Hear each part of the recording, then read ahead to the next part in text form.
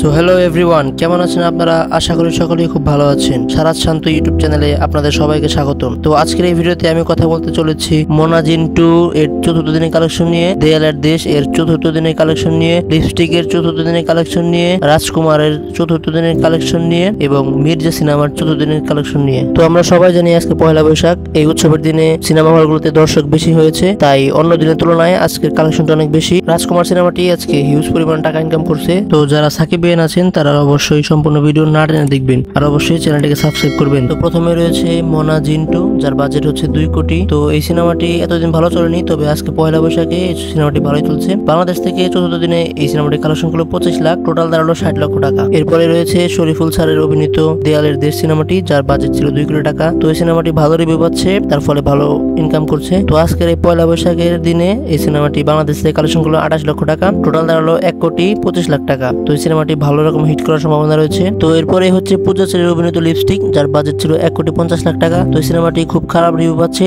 যার ফলে ইনকাম হচ্ছে না। তো যাই হোক, সিনেমাটি চতুর্থ দিনে বাংলাদেশ থেকে কালেকশন গুলো মাত্র 4 লাখ টাকা, টোটাল দাঁড়ালো 39 লাখ টাকা। সিনেমাটি যতদূর সম্ভব তাদের বাজেট 1.5 কোটি টাকা তুলতে পারবে না, কারণ এই সিনেমাটি খুবই খারাপ চলছে। এরপরে রয়েছে সুপারস্টার সাকিব খানের রাজকুমার, যার বাজেট 10 কোটি। তো এই সিনেমাটি সাকিব খানের জীবনের সেরা সিনেমা, বাংলা ইন্ডাস্ট্রির সবচেয়ে সফল সিনেমা হতে চলেছে। সিনেমাটি চতুর্থ দিনে বাংলাদেশ থেকে কালেকশন করলো 3 কোটি 30 লাখ টাকা, টোটাল কালেকশন দাঁড়ালো 11 কোটি 86 লাখ টাকা। আমরা জানি সিনেমাটির বাজেট ছিল 10 কোটি টাকা, চতুর্থ দিনেই বাজেটের উপরে ক্রস করে ফেলছে। তো এই সিনেমাটি 50 কোটি প্লাস বিজনেস করবে, এটাই আশা করা যাচ্ছে।